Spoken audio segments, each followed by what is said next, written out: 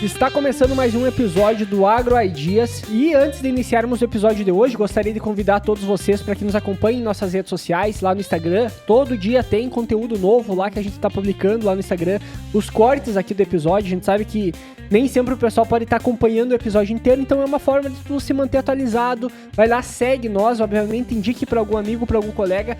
Tem bastante conteúdo de qualidade que tanto que vai para os cortes como também o que está sendo produzido aqui, os episódios na íntegra, né? Ouça o episódio inteiro, né? O pessoal é acostumado com conteúdos curtos e rápidos, né? Mas, obviamente, quando tu escuta a conversa inteira, ela pode te agregar muito mais. Siga nós também lá no LinkedIn e, obviamente, também lá no Spotify. Se você tá ouvindo isso pelo Spotify, vai lá e faça a avaliação, coloque as 5 estrelinhas. Se você tá ouvindo isso pelo YouTube, se inscreve no nosso canal, curta esse vídeo e, novamente, né, indique para algum amigo que eu tenho certeza que o conteúdo que a gente produz aqui pode estar ajudando mais pessoas também.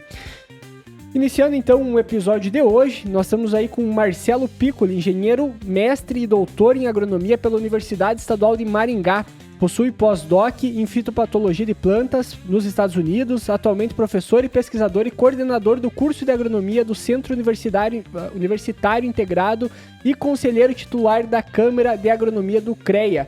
Seja muito bem-vindos ao Agro Ideas, Marcelo. Opa, obrigado. Agradeço pelo convite aí. Um prazer enorme estar aqui e poder fazer um bate-papo aí, né? Trocar uma ideia. Obrigado. Já estávamos conversando um pouco aí antes de começar o episódio, nos bastidores, né? Eu digo que quando a gente fala de agrônomo para agrônomo, a conversa sempre flui, né? Flui. É como se... Porque, querendo ou não, todo mundo passou pelo menos por um mesmo período de tempo dentro da faculdade, né? Escutando os mesmos assuntos, então a conversa sempre rende. O processo é o mesmo rende. De formação, então a gente sempre rende, né? Conversa vai... E sempre tem muitos amigos, então a gente vai conversando, você conhece fulano de tal, conhece fulano de tal. Tá no mesmo círculo, né? Verdade. Mas, Marcelo, antes de a gente começar a entrar no assunto, vamos falar um pouco aqui da parte de biológico também, vamos falar, quem sabe, também um pouco da parte de profissional de agronomia, né, como uma forma geral, mas entender um pouco de ti, de onde é que tu veio, né, qual que é as tuas origens. Legal. Então, eu sou engenheiro agrônomo, né, e eu escolhi fazer agronomia porque a minha família é de uma cidadezinha aqui perto de Maringá, chamada Ourizona, aqui no noroeste do Paraná, meia horinha de Maringá. E meus pais são produtores rurais, meus avós, né, já eram produtores rurais, então fui criado no sítio ali, a vida toda em contato com o meio agropecuário. E isso, desde o início, me estimulou muito a procurar alguma coisa no mesmo segmento. E desde que eu comecei a pensar em formação, em quais caminhos trilhar profissionalmente, a agronomia sempre foi o que estava em destaque, assim. E acho que foi uma escolha muito certa. É difícil, né? A gente com 17 anos escolher o que vai fazer para a vida toda, né? É verdade. A gente tem essa maturidade de escolher, mas eu sou muito grato, né? Porque escolhi uma profissão que sou muito realizado e fiz agronomia em Maringá, então, né? Minha cidade pertinho ali. Agronomia, graduação, na pós-graduação, mestrado, doutorado, fiz na UEM também. Na parte do doutorado, fiquei um pouco em Londrina. Trabalhei um pouco na Embrapa Soja, na parte de melhoramento genético voltado para controle de doenças de plantas, né? De formação sou fitopatologista, né? Então basicamente doenças de plantas e então sempre trabalhei na parte de controle de doenças de plantas por meio do melhoramento genético, por meio de bioinsumos, né? Então fiquei um pouco nesse vai e vem entre Maringá e Londrina. Então tu já era produtor, já veio de uma família já que vem produzia. de uma família de agricultores lá na minha cidade, isso. Ah, que legal. Tanto por parte de pai quanto por parte de mãe, meus avós, né, de ambos os lados já diretamente ligados com atividades agropecuárias. Mas teve duas escolhas, né? Uma de fazer agronomia, então, e a outra de se especializar depois também, né? Porque a parte da especialização também é um ponto que... o que te levou à parte de fitopatologia? O que te interessou mais dentro dessa área? Eu sempre gostei da parte genética, da parte de melhoramento, e é o que a gente falava, né, há pouco. O mercado do profissional do agro hoje é voltado para vendas. Sim. Né, o profissional que é formado em agronomia hoje, muitas vezes, o mercado que mais absorve é o mercado de vendas. Mas nunca foi um mercado que eu... Não que eu não vá trabalhar, não sei, mas assim, não era uma coisa que eu queria já desde o início. Eu sempre queria trabalhar na parte da pesquisa, na parte do melhoramento genético, na parte de buscar novas soluções, buscar novas estratégias, né, resolver problemas do campo por meio da pesquisa. E assim, ou escolhia ficar na minha cidade e ajudar meus pais e ficar, né, no segmento ali interno, ou muito que acontece também, às vezes o estudante faz agronomia e volta a trabalhar com a propriedade rural da família, enfim. Né? Mas eu sempre quis a parte mais acadêmica, a parte de pesquisa. Então, desde que eu entrei na graduação, já procurei estágio, já procurei trabalho de iniciação científica para poder ver as áreas, né? Mas eu sabia que eu queria alguma coisa relacionada ali com a parte de pesquisa, de micro-organismos, de genética, melhoramento genético, a parte vegetal mesmo. Então, fui fazendo estágios, fui fazendo projetos de iniciação científica, de extensão, e fui me encontrando cada vez mais nesse caminho. E quando eu cheguei no final da faculdade, eu já tinha certeza que eu queria seguir a carreira acadêmica, fazer um mestrado. Sim. E sabia que eu queria nessa área, né, de doenças de plantas, de micro-organismos, de controle. Então foi um fluxo que naturalmente eu fui me identificando com esse segmento, e daí a gente vai adentrando, né? Já fui emendando uma coisa na outra. E hoje teus pais, eles plantam ainda? São produtores ainda? Sim, ainda são produtores lá. Tu tem mais irmãos? Tenho 2 irmãos, um irmão mais velho, uma irmã mais nova. Só que só eu fui para a área do agro. Meu irmão é nutricionista, minha irmã é farmacêutica, um em cada segmento. Mas minha família... E não vai ter que voltar uma hora para tocar a propriedade? Talvez, não sei, talvez.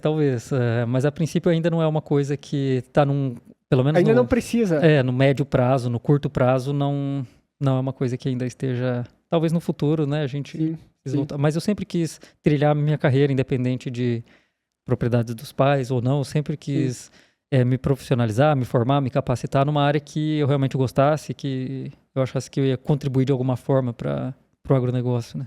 Tá, e aí tu fez teu estágio na Embrapa? Tu fez o estágio na Embrapa ou trabalhou na Embrapa? Eu desenvolvi minha pesquisa de doutorado na Embrapa. Eu fiquei doutorado já? Isso, os 3 anos o doutorado são 4 anos, eu fiz em 4 anos.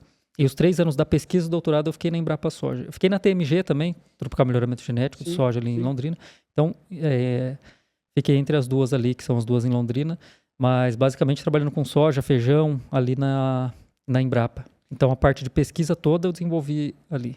E aí tu foi fazer teu pós-doc nos Estados Unidos? Isso. Eu estando na Embrapa e trabalhando na linha de pesquisa que eu estava pesquisando, que era mais a parte de genômica, a parte de sequenciamento de nova geração, né, da parte molecular, já me conectou com um pesquisador lá dos Estados Unidos, da Iowa State University, que ele trabalhava também com um vírus lá. Eu estava trabalhando com um vírus aqui. E o vírus que eu trabalhava aqui no Brasil não existia lá nos Estados Unidos. Trabalhava com vírus para controle de quê? A ideia era a gente sequenciar fazer o sequenciamento genômico do genoma todo do vírus para utilizar ele para silenciamento gênico para controlar a ferrugem asiática da soja. Entendi. era um vírus que tu utilizava na soja, Na soja, isso. Essa eu nunca tinha ouvido falar. Por isso que a pesquisa científica é legal, né? A gente vai a fundo numa ideia e eles já estavam fazendo isso lá nos Estados Unidos com um vírus que não existe aqui, e o nosso vírus que a gente tem aqui, que era muito parecido lá com o deles, não existia lá. Então a gente também não podia... Sim. E o que acontece? A ideia era a gente sequenciar o genoma desse vírus e, através da edição gênica, fazer o silenciamento de da expressão de algumas proteínas e a superexpressão, e desenvolver na soja, depois que eu inoculasse esse vírus na soja, fazer a superexpressão de alguns genes de defesa na soja contra a ferrugem asiática. Então eu silenciava alguns vírus que causavam danos, né, na planta, algumas proteínas? Proteínas, através de edição gênica, e colocava alguns genes ali, editava alguns genes, para que quando esse vírus estivesse na soja, ela superexpressasse esses genes de defesa da ferrugem. E a hora que a ferrugem chegar na soja, ela já ia estar mais robusta. Isso é o que já existe no soja inox, por exemplo, ou não? Não. No soja inox é trabalhada a tecnologia no próprio genoma da soja, né? Entendi. Então a gente faz a edição gênica ali, o melhoramento genético, enfim, transgenia no próprio genoma da soja. O caso ali, eu estava usando um vírus como um indutor de silenciamento gênico e um indutor de superexpressão de genes de defesa da planta. E como é que mexe, como é que faz essa edição gênica na prática? Porque é uma coisa meio... abstrata, né, da gente pensar, né? Bem abstrato, né? Isso. Porque o vírus a gente não enxerga. Se for pegar um nematóide, se for pegar uma bactéria no microscópio, eu consigo... Né, o fungo eu consigo verificar também, mas o vírus, a partícula é realmente muito pequena. Então, a gente trabalha basicamente com microtubos, né, e micropipetas, e faz o levantamento do genoma. Então, eu faço o screening do genoma todo para conhecer onde que está cada gene ali, que vai expressar cada proteína. E existem algumas tecnologias hoje, como biobalística, né, para a gente inserir algum gene, por exemplo, na soja. Mas hoje uma tecnologia chamada CRISPR. Sim. É uma tecnologia que a gente consegue editar o gene. Então, a gente usa algumas enzimas ali, e a gente consegue cortar exatamente o fragmento de DNA ou de RNA do vírus, a maioria dos vírus são de RNA, a gente consegue cortar o fragmento desse vírus no local específico que a gente quer e a gente consegue inserir outros genes ali, né? Editar algum gene, né? Então eu consigo... Mas quanto tempo... Eu não lembro quando que foi descoberto o CRISPR. Eu não lembro qual ano que foi, mas desde lá, já faz alguns anos no caso, mas desde lá, qual que é a expressão que isso já teve de impacto no agro em si? Uhum. Porque a gente vê muita promessa, digamos assim, não, é uma revolução, edição gênica e tudo mais, mas na prática já tem muita coisa acontecendo a ponto de ter uma expressão grande de resultado? Eu acho que no mercado ainda não, assim, em larga escala eu acho que ainda estamos caminhando para... Né, é uma tecnologia relativamente recente e está sendo utilizada aí faz uns 10 anos com mais veemência, né, vamos dizer assim. Mas tudo isso leva muito tempo de pesquisa. Eu demorei 3 anos de pesquisa para chegar no doutorado em um resultado que fosse razoável. E claro que isso vai melhorando. Mas eu acredito sim que ainda nos próximos anos essas tecnologias de edição de genes vai começar a chegar com mais profundidade na ponta, né, no agricultor lá no final. Mas ainda não se vê muito o resultado disso na prática de forma palpável. O que a gente vê é o resultado disso nas novas cultivares que a gente tem, que já utilizam, talvez as empresas de melhoramento genético, já utilizam essa tecnologia para conseguir identificar alguns genes, né, superexpressar genes de defesa da planta.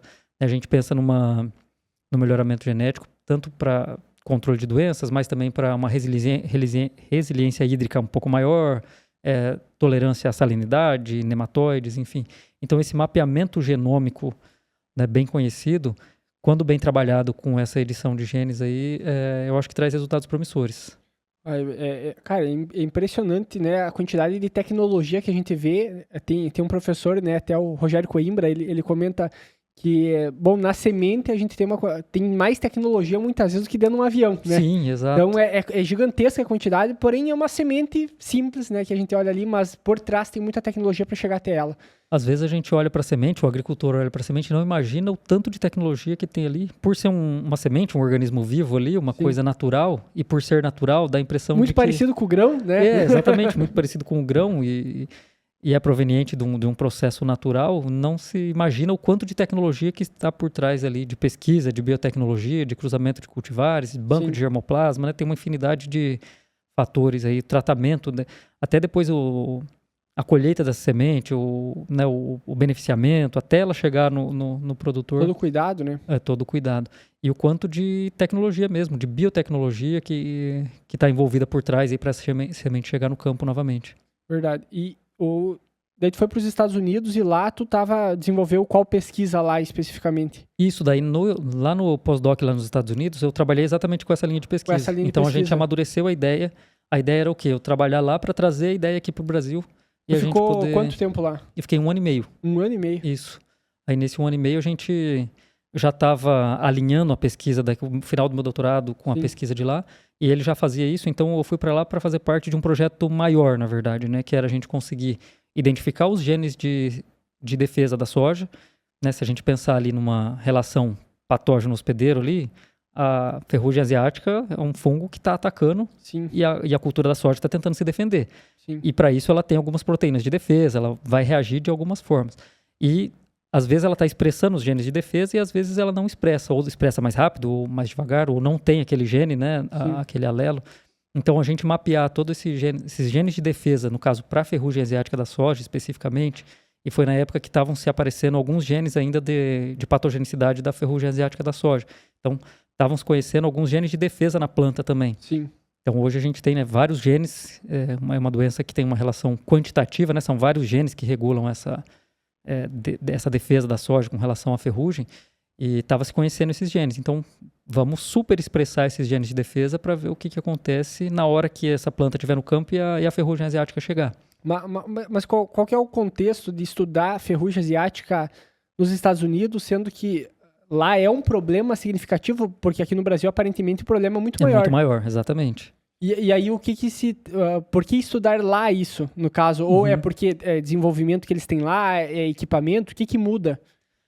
A tecnologia que eles já usavam de edição de genes lá, a gente não tinha aqui ainda. Entendi. Então, essa parte de silenciamento gênico, de superexpressão de genes, utilizar vírus para superexpressão de genes, não existia aqui no Brasil. Estava começando, mas estava bem embrionário. E lá eles já faziam isso com mais profundidade, com mais propriedade também. Então, né, por que não ir num lugar que já tem... que a tecnologia já está avançada a ponto. E eles trabalhavam com ferrugem lá também, porque também tem ferrugem, claro que não é um problema tão grande quanto o nosso aqui, mas principalmente lá no estado de Iowa, que se produz muita soja, também tem problema de ferrugem, e eles já estavam pesquisando a ferrugem também. Então foi uma junção de interesses, né? A instituição de lá, a Iowa State University lá, também teve interesse em trabalhar com isso, né? Porque lá também é um problema. Então, isso facilitou muito essa conexão e a gente alinhar os objetivos da nossa pesquisa, né? Porque imagina um brasileiro chegar lá e falar, olha, eu quero pesquisar tal coisa aqui, sendo que os americanos ou a instituição não tem interesse em participar, né? A porta fica muito mais fechada, né? Fica muito mais difícil. E quando a gente alinha os objetivos de pesquisa, né, entre os países aí, a facilidade da gente conseguir desenvolver alguma coisa junto é muito melhor.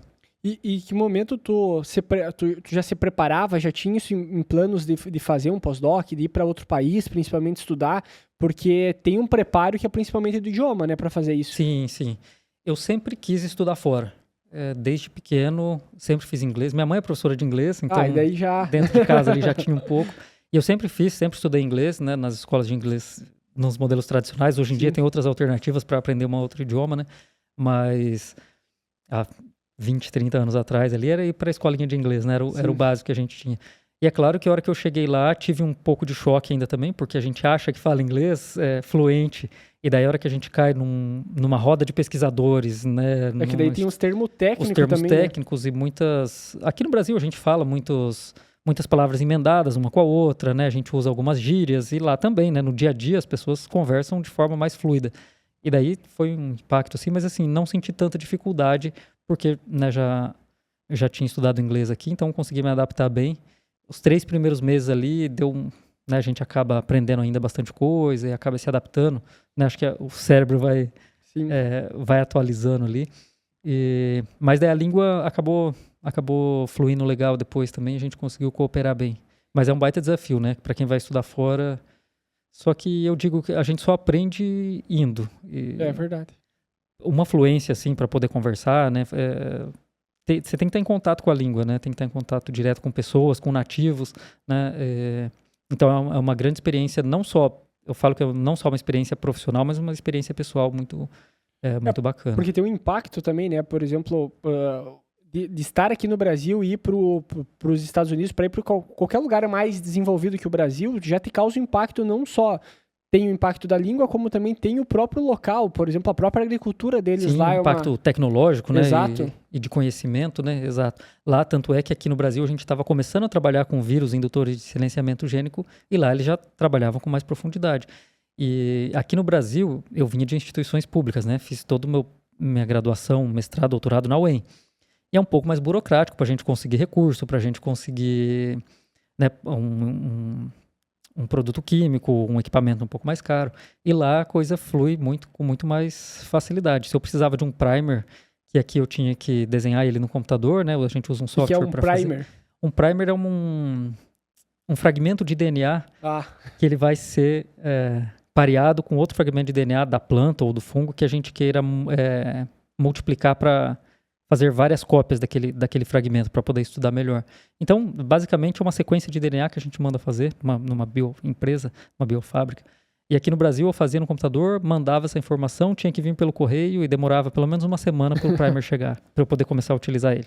Que era um insumo da minha pesquisa. Sim. E lá, se eu pedisse até as 4 horas da tarde, no outro dia às 8 horas da manhã estava na minha mesa já o negócio. Então, era muito mais ágil, era muito mais rápido, né? E isso facilita muito, né, o desenvolvimento da tecnologia. A gente não fica perdendo tanto tempo com processos, né, e com prazos. E burocracia. E burocracias, exatamente. Então é um choque de realidade mesmo, que a gente ganha muita fluidez e ganha muita eficiência no processo quando a gente está num lugar que respira tecnologia, né? Sim. E quando daí ficou 1 ano e meio lá e voltou pra cá? Isso, daí voltei pra cá. E aí tu foi fazer o que quando tu voltou pra cá? Quando eu voltei pra cá, já comecei na academia. Daí comecei como professor e, como dizem, né, a educação é um bichinho que pica a gente e não solta mais, né? E então comecei como docente, né, do curso de agronomia e já estou na docência aí já desde que voltei, já há quase 10 anos,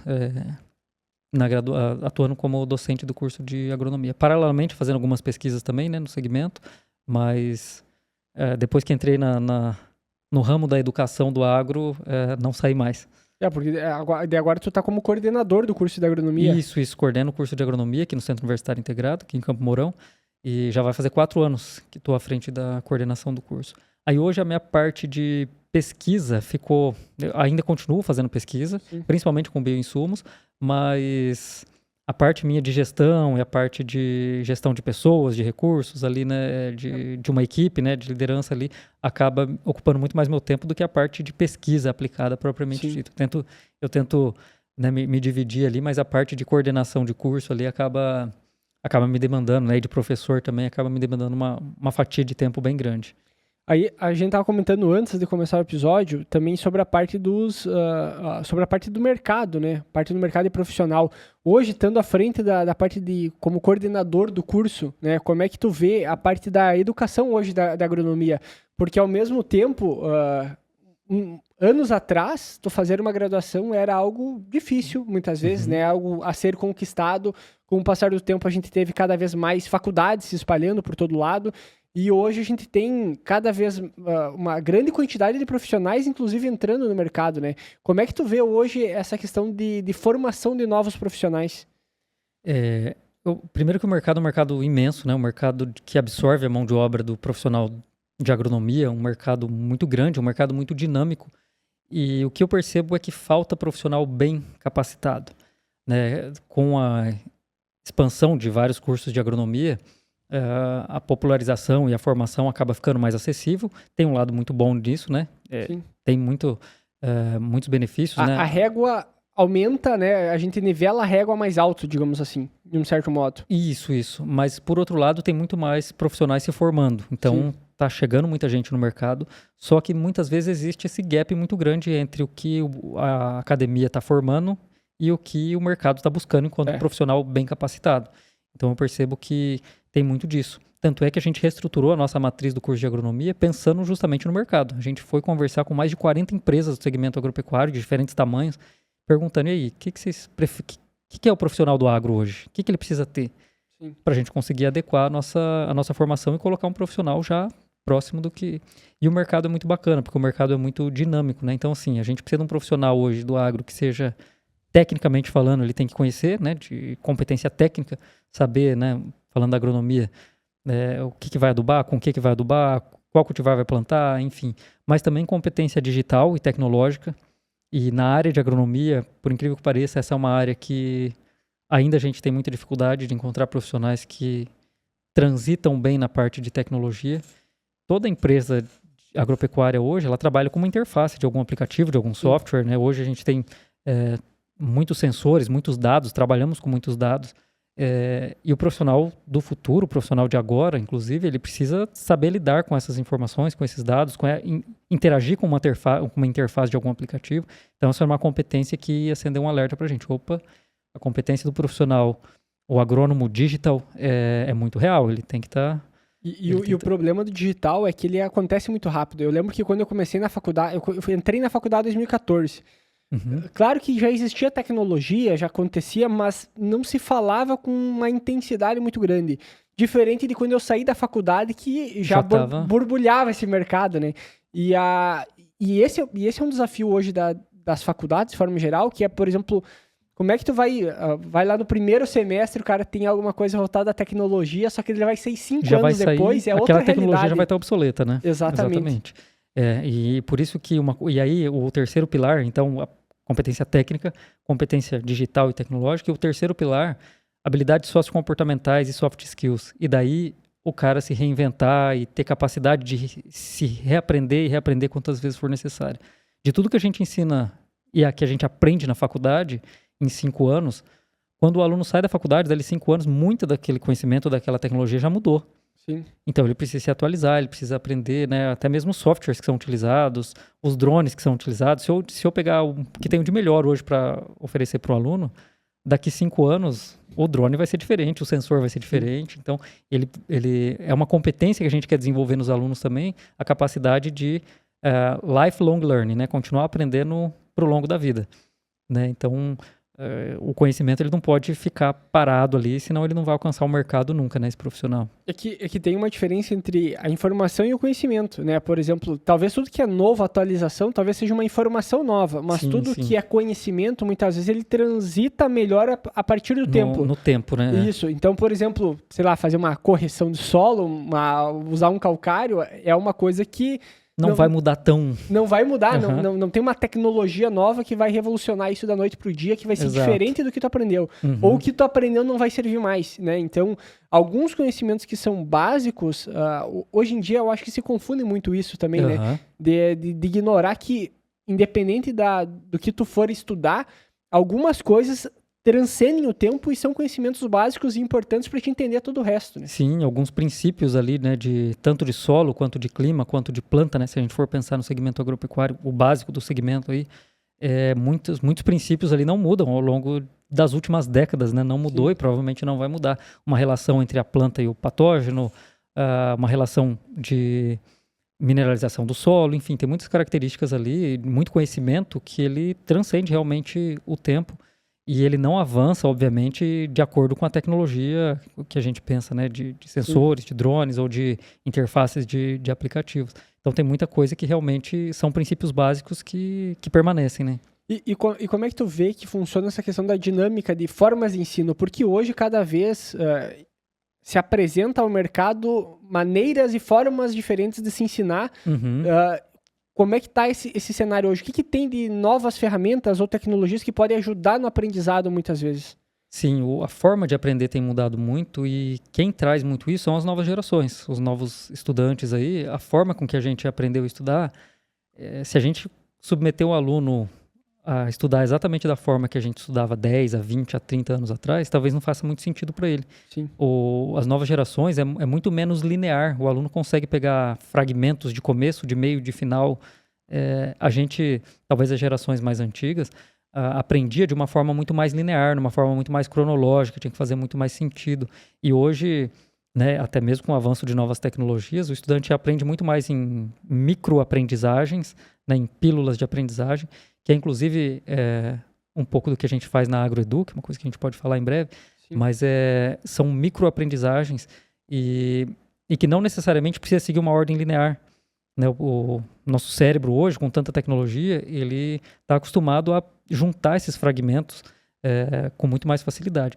Então, assim, hoje, na educação hoje, a gente trabalha muito com metodologias ativas, onde o estudante é o próprio agente ali de formação. O professor é muito mais um mentor, vamos dizer assim. Sim. Porque o conhecimento está aí. Tem conhecimento no Instagram, tem conhecimento no TikTok, no YouTube. E talvez, se o estudante precisa... Se o algoritmo estiver bem treinadinho, ele ajuda, Exato, né? O ChatGPT, o Gemini, né? Outras ferramentas de inteligência artificial.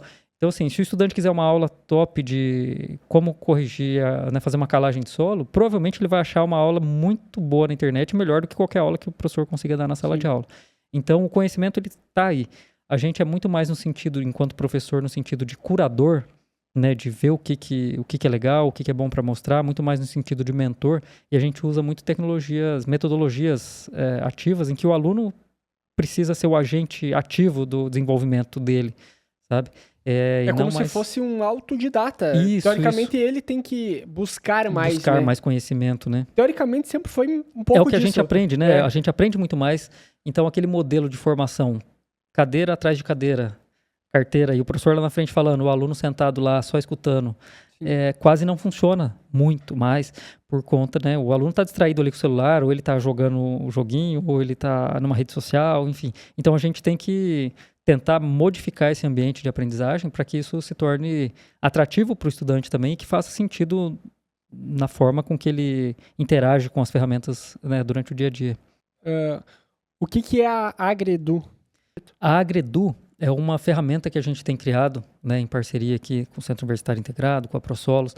É uma ferramenta digital para que a gente consiga capacitar o profissional do agro, né, é justamente nesse formato que a gente tem falado, de uma aprendizagem não tão contínua, não tão linear, não tão bancária, né, um professor lá na frente falando e o estudante sentado escutando. Então, o que essa ferramenta faz? Primeiro que o profissional do agro, ele vai responder algumas perguntas ali pela interface mesmo, e muito acontece pelo próprio WhatsApp, a ferramenta, e a gente vai ter um screening do perfil do profissional e a gente vai conseguir entender em qual área que ele precisa se desenvolver melhor.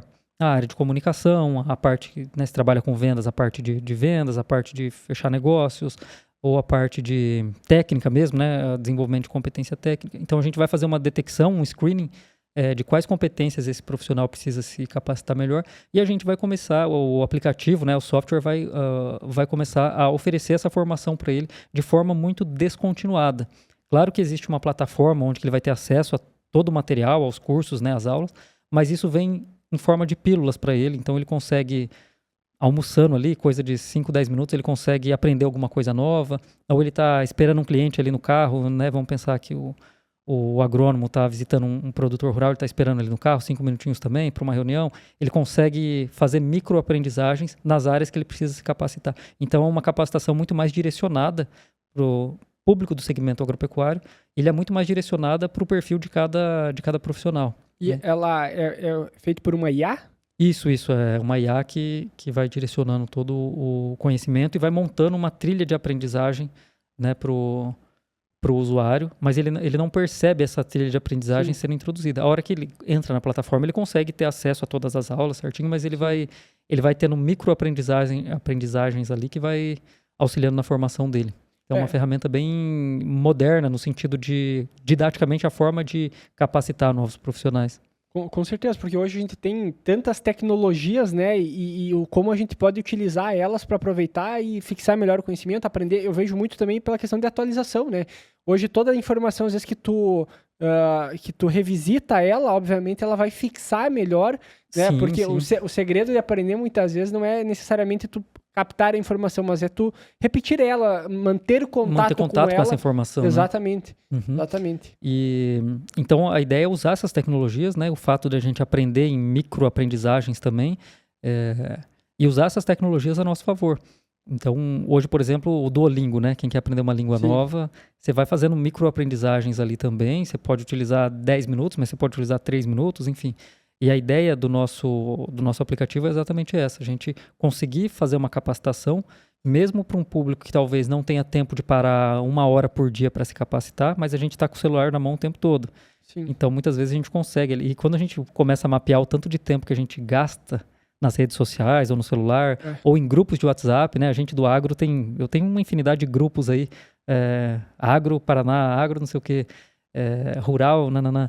Então, a gente acaba consumindo muita informação do que está ali e muitas vezes são fake news, né? Às vezes nem não são informações acuradas ou exatas. Então, por que não entregar um conhecimento de qualidade, né? Uma informação que vai ser relevante para esse profissional se desenvolver, né? Enquanto profissional, por que não colocar isso à disposição, né? Até porque a gente pode usar as tecnologias para nos ajudar ou nos atrapalhar de alguma maneira, né? Sim, e hoje a gente tem uma disponibilidade tão grande. O celular é o próprio exemplo disso, né? A gente pode ficar no Instagram vendo qualquer coisa ou vendo alguma coisa que te agregue. Seja produtivo, né? Exato. Que seja útil, Exatamente. E a ideia é exatamente essa.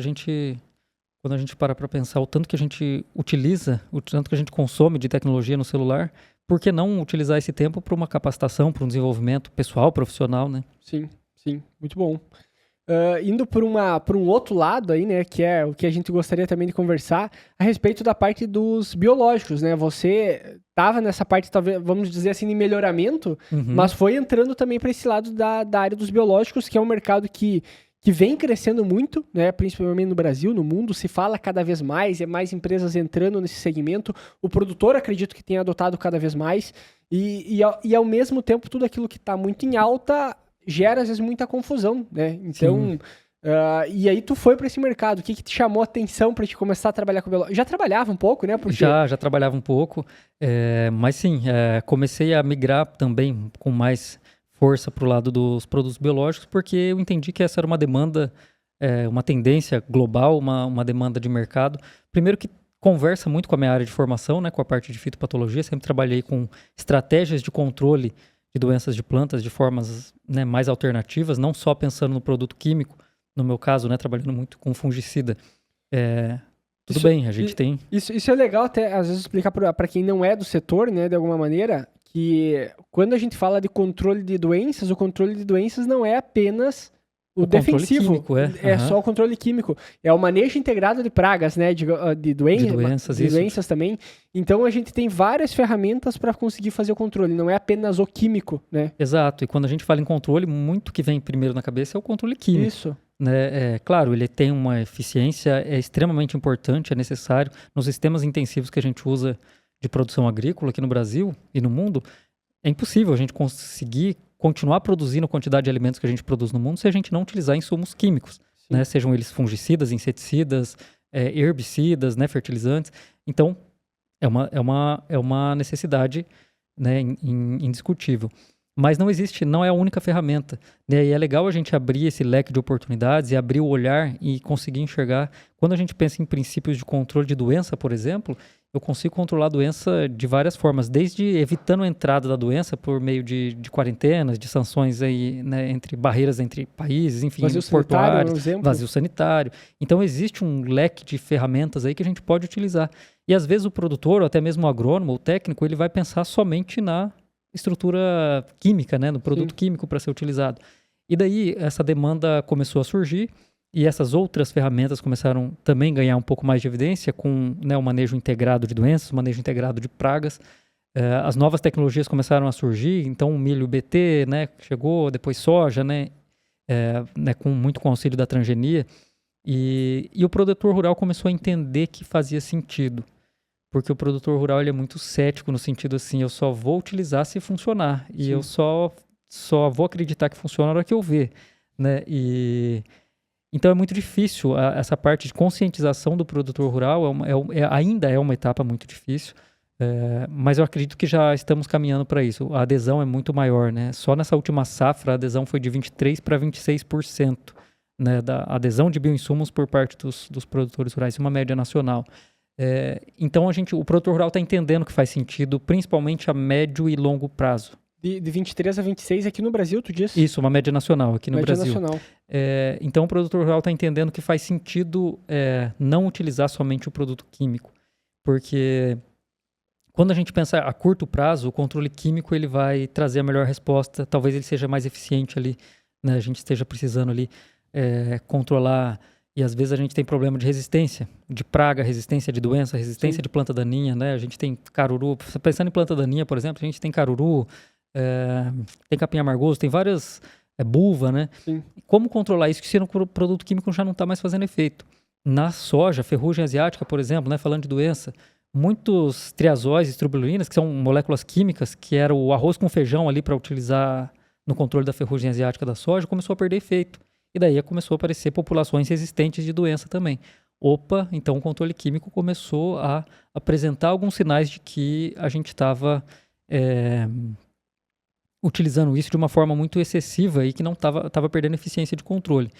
E daí, então, vamos olhar para as outras estratégias. E o manejo biológico, né, o uso de bioinsumos nesse segmento é uma resposta muito promissora, né? Ninguém está falando que vai parar de utilizar o produto químico.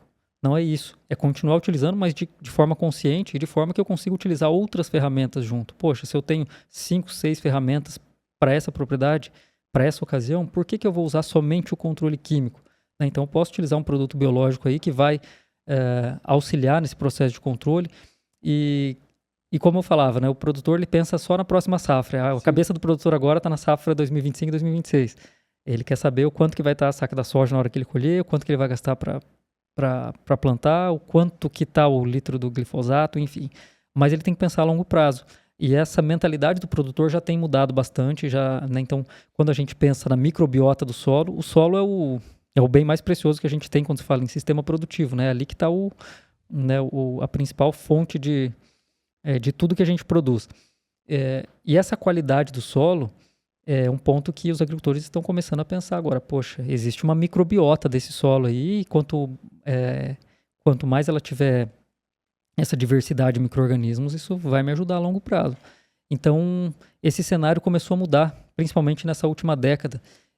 e principalmente nos últimos 5 anos aproximadamente, então o produtor tem entendido que a agricultura que a gente fazia antigamente já não está fazendo sentido, né? Eu não consigo, para eu conseguir produzir a mesma quantidade de sacas de soja por hectare, eu tenho que utilizar muito mais produto, muito mais insumo. A minha produtividade média tem aumentado de soja. Por que tu acha que tem acontecido isso? Eu achei interessante aquele dado que tu comentou antes, né? Que hoje a gente precisa usar mais quilos de defensivo para uma mesma quantidade. Produzir a mesma quantidade, exato. E por que tu acha que está acontecendo isso? Por causa só de resistência? Por causa de mau uso? Por causa... O que está acontecendo no contexto? Isso, é a soma desses fatores, né? Vamos pensar assim, que eu estou utilizando, geralmente nos sistemas intensivos, eu utilizo soja, verão, milho, inverno, ou faço alguma gramínea alternativa no inverno. Fazemos ali algumas rotações de culturas, mas assim, a gente tem utilizado, né, um sistema não muito diversificado. Isso aumenta a pressão de seleção, né, para pragas, para doenças, para plantas daninhas. Isso vai exaurir no nosso solo, porque eu vou estar explorando o solo sempre da mesma forma, né, com a mesma cultura. Aquela cultura vai estar produzindo os mesmos exudatos, com os mesmos produtos químicos ali para aquele solo. Então, eu vou afunilando, sabe?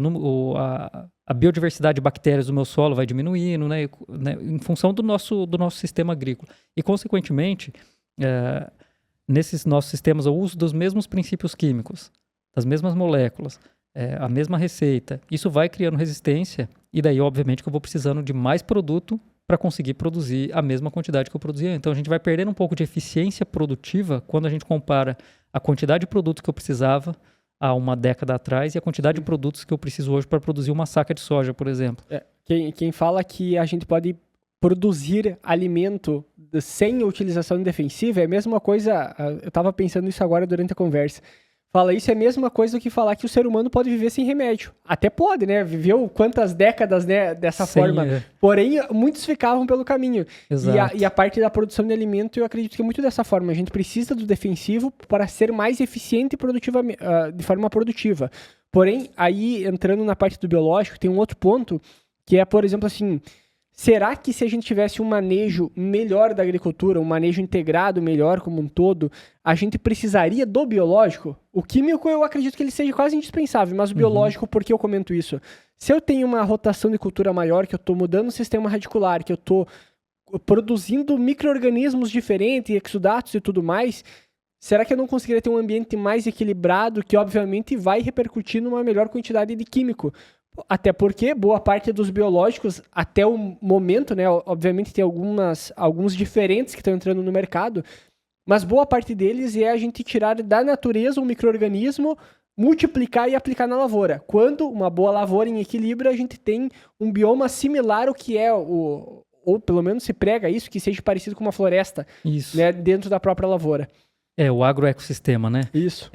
Exatamente, o uso de biológico é reconhecer numa situação que já existe na natureza e transportar essa situação que já existe na natureza para larga escala, para usar em 100, em 500, em 1000 hectares. Né? Uma bactéria que existe ali. E essa biodiversidade, se a gente conseguisse manter esse agroecossistema diverso a ponto da gente ter... Então, sim, o manejo tem prejudicado. Um exemplo disso é a tecnologia BT. Quando surgiu o milho BT com um único gene de resistência, que era a proteína CRY1A, primeira proteína do milho BT que surgiu, precisava de áreas de refúgio. Né? A gente tinha ali, né, a necessidade de ter áreas de refúgio, o produtor e a comunidade técnica muitas vezes não entendeu essa necessidade. Eu não preciso fazer área de refúgio, não. Estou plantando milho BT, está controlando lagarta, beleza, tá legal. O meu vizinho não planta BT, a minha área de refúgio é a lavoura do meu vizinho. Então não entenderam muito bem a dinâmica e essa tecnologia perdeu eficiência muito rapidamente. A tecnologia BT com um único gene, em poucos anos ali, deixou de ser eficiente. E daí surgiu a piramidação de genes, né? Colocar outros genes ali. Então, hoje, a tecnologia BT funciona porque a gente tem outros genes piramidados ali. Então, o manejo adequado realmente é um processo que dificulta, né? A falta de conhecimento, a falta de aplicar um manejo adequado corrobora para que a gente chegue nesse resultado que a gente está falando hoje, né? De que a nossa eficiência produtiva tem diminuído um pouco, né, em função dessa pressão de seleção que a gente tem para pragas, para as doenças, né, utilizar sempre as mesmas culturas, no mesmo formato, com a mesma agricultura intensiva no mesmo formato. Claro que o agricultor, muitas vezes ele não é uma alternativa para ele ficar rotacionando, né? Ele tem uma estrutura toda para produzir soja, para produzir milho, no máximo ali uma cultura de inverno, ou, né, rotacionar alguma coisa ali. Mas ele não consegue fugir muito disso. Então essa rotação, por exemplo, muitas vezes não é uma alternativa economicamente viável falando, né, para o produtor. Então outras alternativas têm aparecido também. E daí sim os produtos biológicos vêm nesse auxílio de vamos tentar reequilibrar, por exemplo, a microbiota do solo, né, utilizar o que já existe na natureza, tentar utilizar a nosso favor, né, tentar utilizar um produto, né, de origem biológica para controlar, né, diminuir, por exemplo, a pressão de seleção, pensando no manejo anti-resistência, né, de pragas, de doenças, de plantas daninhas. Então é uma alternativa que vem como uma estratégia, né, já que o produtor não consegue diversificar e fazer uma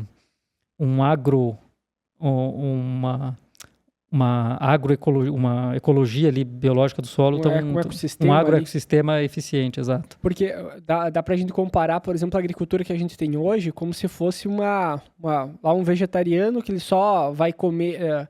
não vai comer carne e, obviamente, ele precisa suplementar outras coisas através de suplementação. E talvez para a agricultura que a gente tem hoje, a gente tenha que suplementar a parte de micro-organismos porque a gente não consegue ter um sistema que forneça, talvez, todos esses micro-organismos naquele ambiente, né? E até porque a gente tem toda a questão de algumas mudanças climáticas e tudo mais que talvez afete ainda mais e, obviamente, a gente na agricultura vai ter cada vez mais desafios em função disso. Então, a parte do biológico em si, a parte dos micro-organismos, talvez seja uma alternativa para a gente conseguir ser mais eficiente de forma produtiva para suplementar aquilo que talvez estaria faltando no sistema. Exato, a gente acaba restringindo muito, né? Então, acaba crescendo sempre as mesmas bactérias, os mesmos fungos, né, nos sistemas produtivos. E a agricultura ela precisa ser muito mais resiliente, falando nessas mudanças climáticas, falando nas demandas que têm surgido, né? Então, essa agricultura ela precisa ser mais resiliente e o aporte disso vem muito da microbiota que a gente tem no solo, da saúde do solo, da forma de explorar, né? Não utilizar somente as mesmas moléculas químicas. Dei o exemplo aqui do triazol, da estrobulina, né? Que funciona muito bem, mas sozinho, só isso já não... Tanto é que as empresas químicas elas têm buscado outras alterações dessas moléculas, variações dessas moléculas, porque elas foram perdendo eficiência ao longo do processo. Hoje a gente só muda o princípio ativo, mas segue fazendo as misturas dos mesmos grupos químicos, para ser utilizados. Mas, e aí entra a parte dos biológicos, por exemplo. Talvez não, né? Mas praticamente toda a molécula química que nós temos, ela veio proveniente de alguma coisa da natureza já, alguma molécula que foi descoberta na natureza, eu apenas replico ela de forma química. Para a parte dos biológicos, hoje a gente tem um micro-organismo que pode produzir uma molécula química também. Exato. Então a gente está fugindo hoje só da utilização do micro-organismo sendo aplicado no ambiente para começar a se utilizar talvez subprodutos daqueles micro-organismos. Como é que está esse desenvolvimento hoje em dia?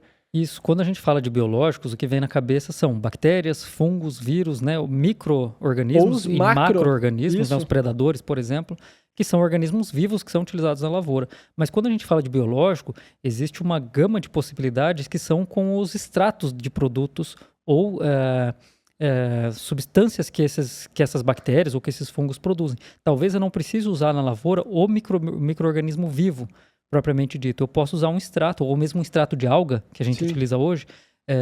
Então, são substâncias que esses micro-organismos produziram de forma natural e que a gente utiliza na agricultura, né, para uma infinidade de fins, aí, seja para controle de pragas, doenças, plantas daninhas, seja para remineralização de nutrientes no solo, hoje em dia muito utilizados, né, para fixação de nitrogênio atmosférico, na alimentação animal, para suplementação, né, falando em alimentação animal também.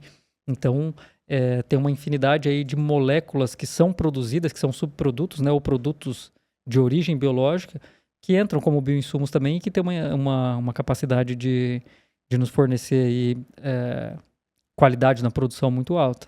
Mas será que a gente não vai ter daqui a um tempo? Por exemplo, hoje a gente pode dizer que não tem como substituir o químico pelo biológico. Porém, se a gente tiver moléculas químicas provenientes de biológico, a gente não vai estar fazendo já teoricamente uma substituição. Uma substituição natural, né? Porque recentemente teve uma empresa que anunciou no mercado que vai ter um herbicida biológico, né?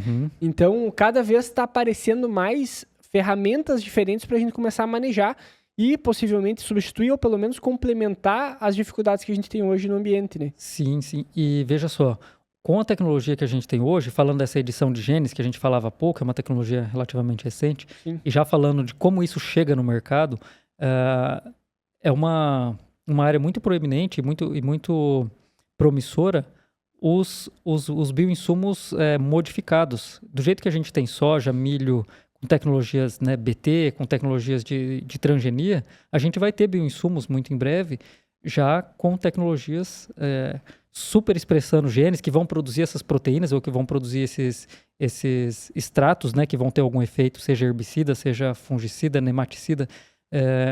Então, com a nanotecnologia e com a biotecnologia, a gente vai ter os bioinsumos já modificados muito em breve, que vão estar fornecendo talvez uma quantidade maior de produtos ou uma quantidade de moléculas aí que vão ser, principalmente na área de controles, controle de doenças, de pragas e de plantas daninhas, os biocontroles, né? Sim, a minha dúvida às vezes é se a gente vai chamar os novos produtos de biológico ou a gente vai chamar apenas de novos produtos, né? Porque vai ser uma mudança que, como a gente comentou, ele vai continuar sendo químico, porém a origem dele é diferente, talvez. Mas por ele ser proveniente de um organismo vivo, né? E embora esse organismo seja geneticamente modificado, né, se a gente pega um tomate, esse tomate é transgênico, ele é um organismo geneticamente modificado, mas ele não deixa de ser um tomate. Sim. E a gente continua chamando ele de tomate. Então eu acredito que a gente vai continuar chamando isso de produto biológico, embora ele vá produzir uma molécula química que tenha um efeito de controle, mas ele é proveniente de um organismo que porventura foi geneticamente modificado, né? Tem um produto que eu não lembro como é que é o nome, que é o Casumin, que o pessoal chama, né? Se eu não me engano, a explicação que era dele é que ele era proveniente de um micro-organismo, que era utilizado, por mais que ele fosse um defensivo. Só que o pessoal, ninguém falava que ele era um biológico. Né? Então, tu tem muitas vezes já algumas modificações da forma com que tu apresenta, porque talvez ainda para alguns produtores, se eu falar que o meu produto ele é um biológico, será que não tem talvez ainda... ele tenha uma resistência, né? Tem alguma resistência ainda de utilizar. Será que só isso vai funcionar? Né? E assim por diante. Até porque a gente vê que tem muitos entrantes no mercado, talvez porque há uma barreira. Quando a gente começa a pegar a molécula química do biológico, né, que existe um processo mais tecnificado para mim produzir, é uma coisa. Outra coisa é apenas multiplicar, que o produtor faz em casa, uma nova empresa pode fazer também na fábrica dela. Só multiplicar o micro-organismo, né? Exato. E a barreira de entrada é muito pequena e, obviamente, isso faz com que o mercado enche muito mais rápido com novas empresas e novos produtos. Mas qual é a proporção também de avanço? Entende? De inovação nesse processo. Exato, né? Porque a gente continua falando que o mercado está crescendo, está faturando mais, está entrando novas empresas, novos produtos, mas quando os novos produtos são mais do mesmo, já é outra história. Até porque, vamos replicar isso para o químico. O químico, por mais que eu tenha replicação da mesma molécula no mercado de uma forma genérica entrando... Você precisa de uma estrutura para isso, né? Você precisa e o tempo para mesmo uma molécula já existente, tu botar ele no mercado, leva muito tempo. Sim. O biológico não. O biológico é mais rápido para te colocar ele no mercado. Isso quando o pessoal não larga como fertilizante foliar. Fertilizante foliar, exato. E agora com a nova lei de bioinsumos, né, que de dezembro de 2024, final do ano passado, facilitou muito o registro desses produtos, né, dos produtos biológicos. Até então, todos os produtos ele enquadrava na lei de agrotóxicos, né, que era uma lei que a gente tinha, e na ocasião ficou defasada, né, porque a gente tinha produtos de origem biológica que não se enquadrava ali, né, não era de origem química. E com a nova lei de bioinsumos, a gente consegue uma facilidade muito maior no registro de novos produtos, e às vezes é muito disso, é mais do mesmo, é multiplicar a mesma molécula, e tem muito disso. Chega um produto, você precisa colocar bacilos no seu solo, né? Quando eu estava trabalhando nesse mercado, às vezes o produtor falava assim, tu tem bacilos? Bacilos, tipo, bacilos o quê? Pra quê? Né? Bacilos é gigante, um gênero gigante que tem uma infinidade de... E o que acontece? É importante que o produtor saiba e que o corpo técnico, né, o agrônomo saiba também, na hora de posicionar esses produtos, o que realmente está precisando naquele solo. É preciso fazer uma análise. Hoje em dia a gente consegue fazer... Existem kits, né, empresas que oferecem kit, a gente manda uma análise e a gente faz um screening daquele solo para saber todas as bactérias, tanto benéficas quanto maléficas a gente tem naquele solo, fungos, né? A gente faz um screening da microbiota daquele solo. Então, talvez não seja bacilos que eu esteja precisando ali. Talvez a minha população de bacilos, seja lá qual espécie benéfica, talvez esteja legal. E, então, assim, não adianta o o produtor querer vender o mesmo produto sempre, porque, né, não existe receita de bolo. Para cada propriedade, para cada situação, a aplicação tem que ser customizada, né, tem que ser para a situação. Então, é importante que o produtor saiba disso, né, que ele precisa de uma solução que não é a resposta que o produtor está querendo vender para todos os produtos, para todos os produtores, né, o mercado, né, o vendedor esteja querendo vender para todos os produtores. Então, esse screening, né, são tecnologias que vêm ajudar tanto o produtor na tomada de decisão, fala, poxa, minha quantidade de bacilos aqui no meu solo tá legal, né, da espécie e tal. Esse screening que vocês fazem, ele pega o que é benéfico ou ele pega tudo que tem? Até patógeno? Até patógeno. Então... E hoje tem, por exemplo, assim, nematóide, por mais que eu tenha uma quantidade alta, eu posso não ter um efeito significativo dele na minha lavoura em relação à perda, dependendo do equilíbrio que eu tiver naquele ambiente. Para a parte de micro-organismos, pelo que eu já pesquisei a respeito disso, é muito difícil encontrar literatura para mim saber o que é muito e o que é pouco. Vai depender muito do que tu vê no ambiente também. Sim. Como é que funciona hoje essa questão de medição? Porque eu sei que tem, mas e daí? Né? O que importa é eu saber a quantidade que tem e do que? Exato. Aí a gente precisa explanar o cenário como um todo, né? Utilizar, por exemplo, tem uma bactéria aqui no solo, ou um fungo no solo que causa podridão. Vamos pensar na batata, na cenoura, enfim, em outras culturas, né? Tudo bem, eu tenho aqui. Mas qual cultivar que eu estou plantando? Será que essa cultivar ela é resistente, 100% Sim. resistente? Ou ela é pelo menos tolerante? Ela tolera aquela população de organismos ali? Ela vai conseguir produzir bem? Então, assim, não existe uma régua estabelecida para os micro-organismos, principalmente de solo, a partir de quantos esporos por miligrama de solo que começa a ser danoso ou não. Porque depende muito da cultivar que eu estou utilizando, da espécie vegetal que eu estou plantando ali. Então, o conhecimento aqui é muito importante no sentido de rastrear isso aí, ver se é uma doença que já está no campo ali, né? Quais cultivares foram plantadas ali, quais cultivares que eu tenho disponíveis no mercado para poder me auxiliar nisso. Mas esse screening do solo, aí, da microbiota do solo, é extremamente importante para a gente conseguir chegar num diagnóstico correto, né, do que está precisando naquele solo, seja de organismos benéficos ou seja para conhecimento de quais organismos patogênicos que estão presentes ali. Até porque daí tem a parte da parte do benéfico, digamos assim, naquele ambiente. Por exemplo, o tricoderma, por exemplo, tem algumas áreas com uso intensivo que a gente começa a perceber a situação do tricoderma colonizando a palhada. Tu vê, sei lá, numa palhada do milho ali, tu vê ela esverdeada ali que o tricoderma está colonizando. Então quer dizer que ali naquele ambiente tem uma população gigantesca. De tricoderma grande, que eu não preciso colocar. E talvez o vendedor quer vender tricoderma para aquele produtor. Entende? Então é importante que o produtor tenha esse conhecimento e cada vez mais o perfil do produtor está buscando conhecimento, né, hoje em dia, né, com internet em todo lugar, né? Então o produtor rural está buscando esse conhecimento. Poxa, eu não preciso de tricoderma aqui. Eu até mesmo posso fazer uma análise dessas, fazer um screening desse, falar, poxa, minha população de tricoderma está legal. Não é esse o problema que eu preciso resolver. Agora, a que custo eu vou, por exemplo, utilizar um produto químico para controlar um patógeno de solo, sendo que vai diminuir também a minha população de tricoderma, de bacilos ou de outros organismos benéficos que tem no solo. Se eu estou usando um fungicida ali, eu vou atacar outros fungos que porventura são benéficos também. Porque tem a competição entre micro-organismos do mesmo ambiente e tem um outro fator ainda que é levantado em debate, que é a questão de tipos diferentes por exemplo, de tricoderma. Eu tenho mais do que um tipo de tricoderma e, obviamente, cada um tem uma ação de supressão sobre um patógeno maior ou menor do que outro. Sim, e aí, uma vez conversando com uma microbiologista, ela até comentava que talvez o futuro, só que eu acho isso muito, muito específico, assim, mas muito específico mesmo. Que é, por exemplo, dentro do teu sistema, tu tem uma presença muito grande de tricoderma hazardiano, então tu vai trabalhar com um tipo de tricoderma diferente agora para equilibrar o sistema, porque senão tu não vai estar controlando determinado patógeno.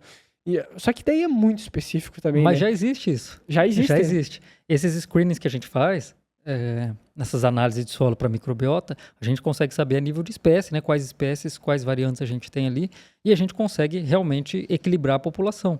Né, talvez dentro da mesma espécie, porque a gente tem realmente a competição entre os micro-organismos. Muitos micro-organismos que a gente utiliza como controle biológico, né, e no solo, eles, além da competição, né, que vai competir com o organismo que está sendo patogênico ali, ele produz substâncias, né, então a antibiose, né, ele produz substâncias que vão controlar o organismo patogênico ali. Então, conhecer essa microbiota desse solo para saber o que a gente já tem e o que a gente precisa realmente incrementar ali para garantir esse equilíbrio é extremamente fundamental, né? Conhecer essa microbiota, fazer esse levantamento. E a parte de nutrientes, por exemplo, que a gente já via falar.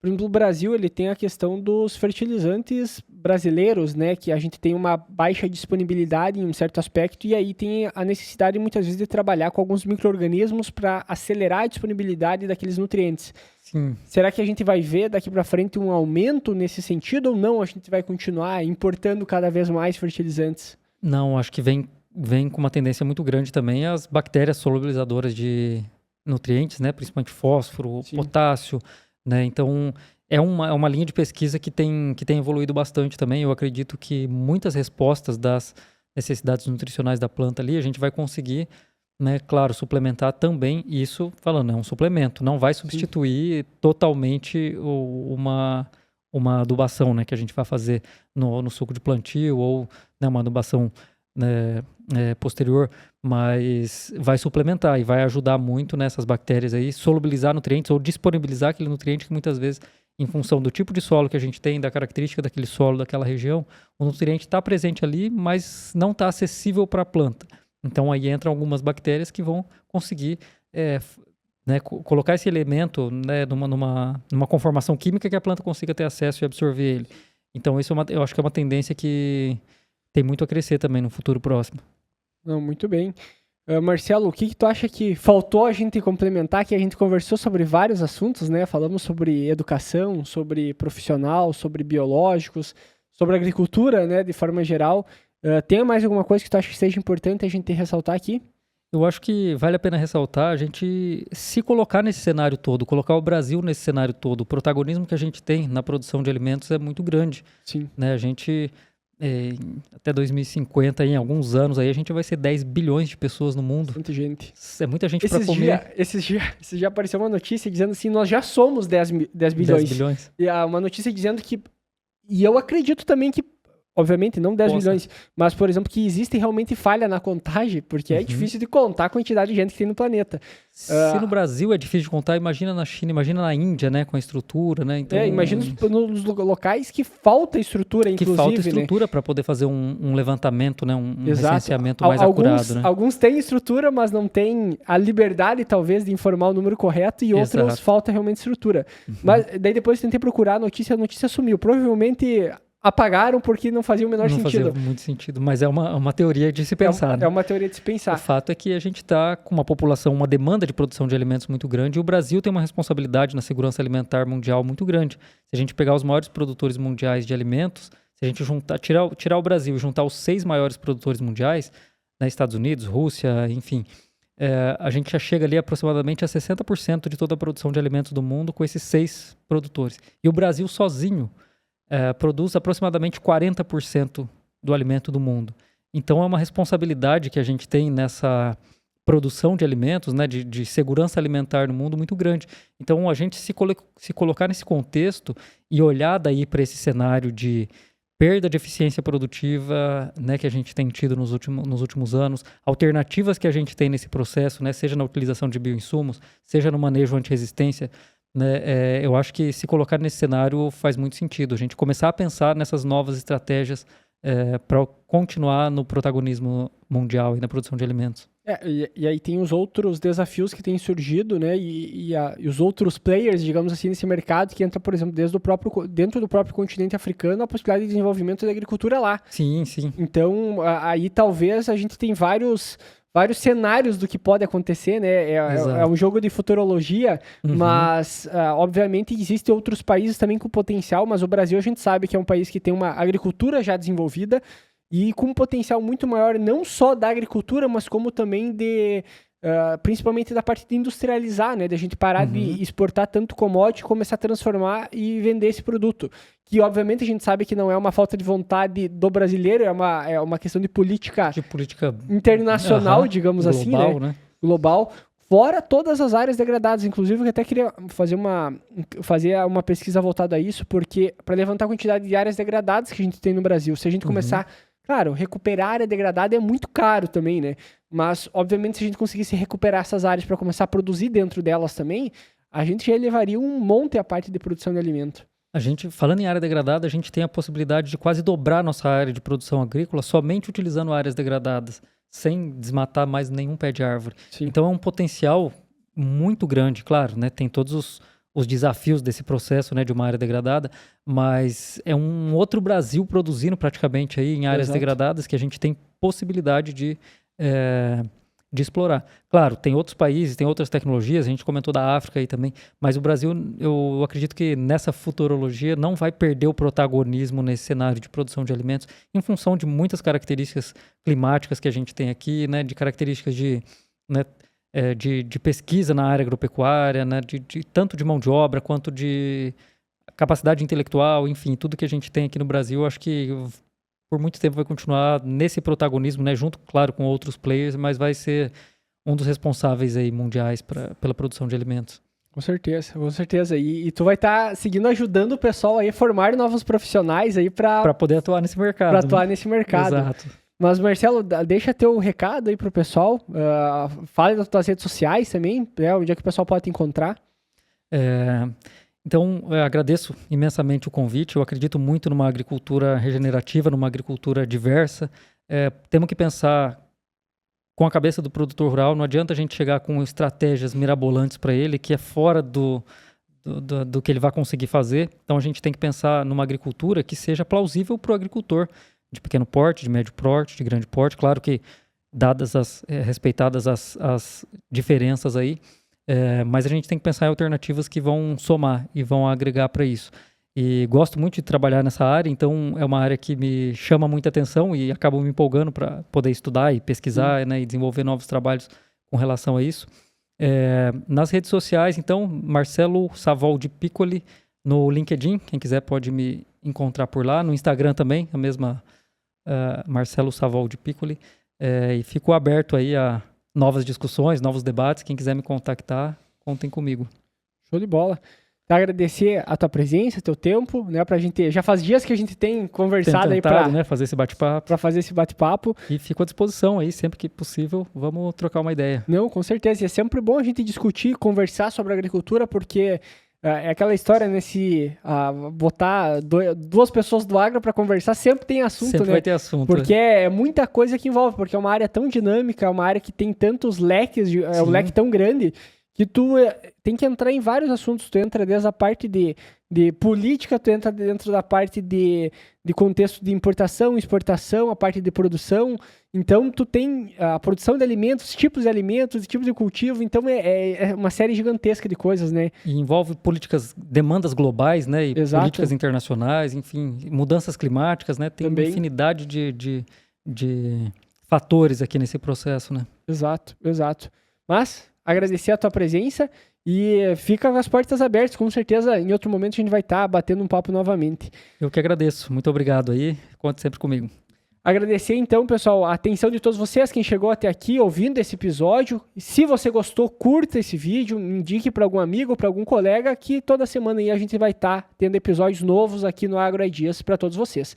Abraço e até a próxima. Tchau, tchau.